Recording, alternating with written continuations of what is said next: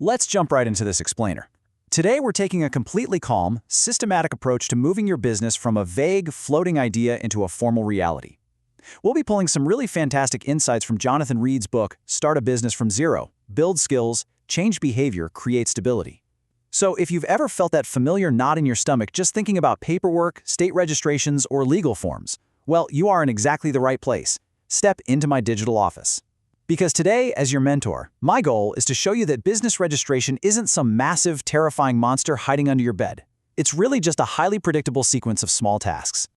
I absolutely love this quote from the book. Very few people sit by the window, stare thoughtfully into the distance, and whisper, "I cannot wait to research permits." It hits the nail on the head, right? We all dream about that exciting first sale, our branding, the impact we're going to make. We definitely don't daydream about applying for tax IDs or staring at an IRS loading screen for 20 minutes. So I want to reassure you right out of the gate. Feeling clumsy or uninspired by paperwork is not a character flaw. It's just Tuesday. It's completely normal. The trick here isn't to suddenly force yourself to fall in love with bureaucracy. It's just learning how to handle it efficiently so it doesn't totally drain your entrepreneurial energy. So here's our roadmap for today. We'll cover crossing the administrative point, escaping the avoidance trap, building your launch runway, checklists and task trackers, the motivation progress bar, and finally, taking your first step. Let's get to it. Part 1. Crossing the administrative point. Think about the transition from a pure concept to a formal structure. It completely changes your psychological relationship to your business. When you fill out that Employer Identification Number application, your EIN, or when you finally register with your state, you aren't just doing busy work. You're actually making your business legible to the real world. It suddenly becomes a lot harder to treat it like a casual hobby you might just abandon next week. Formalizing things lays down a literal foundation for a stable start, allowing your business to function cleanly and legally out there in the real world. Moving right along to Part 2, Escaping the Avoidance Trap. Have you ever tried to sit down and work on your marketing, but you have this nagging, annoying feeling in the back of your mind about whether you need a city permit? Yeah, that is the Zeigarnik effect in action. Avoiding these formalities doesn't actually keep you safe from stress. It builds this chronic low-level uncertainty. It's background noise that literally drains your energy. When you leave administrative tasks undefined, your brain essentially leaves a bunch of tabs open. You aren't avoiding the stress, you're just spreading it out like a thick fog over everything else you're trying to do. And I really have to warn you against the classic control trap here. Trying to understand every single tax rule and local permit before taking your very first step. We always think, oh, if I just research this for another 10 hours, I definitely won't make a mistake. But listen, you don't need a law degree or total mastery to begin. You just need to figure out the next correct action. The effective approach is to understand enough, act on it, and then adjust as you go. Complete clarity almost always comes after you start moving, not before. All right, Part 3. Building your launch runway. I want you to think of this 4-stage scaffolding framework exactly like building a launch runway. Now, the runway itself isn't the exciting part. The plane taking off is the exciting part. But without a solid runway, that takeoff is going to be incredibly bumpy, maybe even disastrous. By systematically creating a checklist, a research list, a tracker, and an action plan, you divide this whole intimidating, monstrous process into a calm, sequential workflow. You are essentially pouring the smooth concrete that will let your business take flight without all that unnecessary friction. Which brings us to Part 4, Checklists and Task Trackers. The best way to start is by dumping everything into a master checklist. Just write it all down. State business registration, tax IDs, local permits, business banking prep, the whole shebang.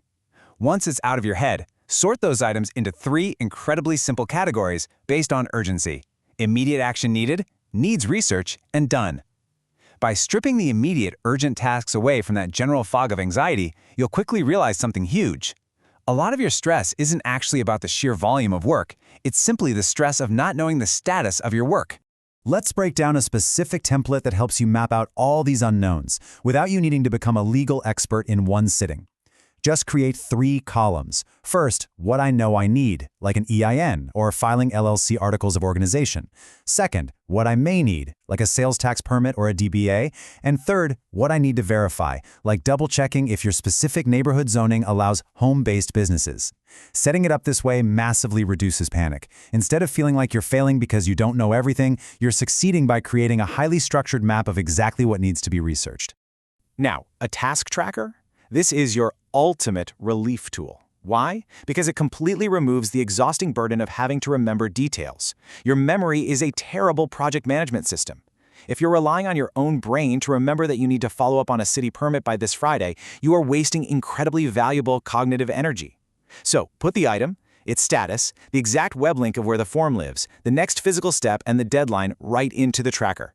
Getting deadlines and links out of your head and into a system dramatically drops your cognitive load. Here is an absolutely crucial rule. You have to shrink the unit of the task. Specific, narrowed actions instantly deflate the emotional weight we attach to bureaucracy. Think about it. When you write "sort out legal stuff" on your to-do list, your brain naturally panics. It's way too big. It's too vague. There's no clear entry point. But actually, scratch that. What if you narrow it down to complete first registration application? Suddenly, it's not a mountain anymore. It's just a 20-minute typing exercise. Specificity is quite literally the antidote to overwhelm. Part 5. The Motivation Progress Bar. As you start moving items across your tracker from not started to completed, you're creating a visual progress bar. This is huge for beginner entrepreneurs because it turns tedious steps into a motivating engine of momentum. Let's be real. Administrative work doesn't exactly feel creatively inspiring, so we have to build our own reward system. Checking off these highly specific, shrunken tasks gives your brain a nice little hit of dopamine. You might not have launched your actual product yet, but seeing this bar fill up gives you tangible, visual proof that you are moving forward. You're building momentum, one tiny checkbox at a time. And finally, Part 6. Taking your first step. To overcome that initial friction, we use a behavioral trick called the if-then method. It acts as a psychological hack to bypass your natural resistance and trigger immediate action. Instead of vaguely telling yourself, "Oh, I really need to get to this soon," you anchor the new, slightly uncomfortable task to a habit you already do effortlessly. For example, if I finish my morning coffee, then I will spend exactly 15 minutes listing my required registrations. It's brilliant because it completely removes the decision fatigue of figuring out when to start. The trigger makes the decision for you. Before we wrap up, I want you to pause for a second and honestly ask yourself a question. Are you facing a real, difficult task, or are you just facing an intimidating story your mind is telling you about the task? Often, we attach this huge, heavy meaning to basic forms. We think they represent legitimate adulthood, or public exposure, or massive financial risk. But honestly, most of the time, it's literally just a web form asking for your name, your address, and your business structure. Separate the story from the task. The story might be heavy, but the task is just basic data entry. To wrap up this explainer, I want to leave you with this thought. A business becomes real the moment you stop postponing the formal steps and start handling them one by one.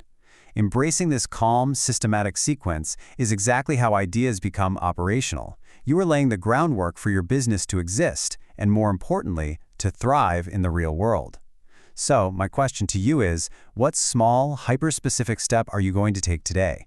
Shrink the task down, use your if-then trigger, and go check off that very first box. You've totally got this. Thanks so much for joining me on this explainer, and I'll catch you in the next one.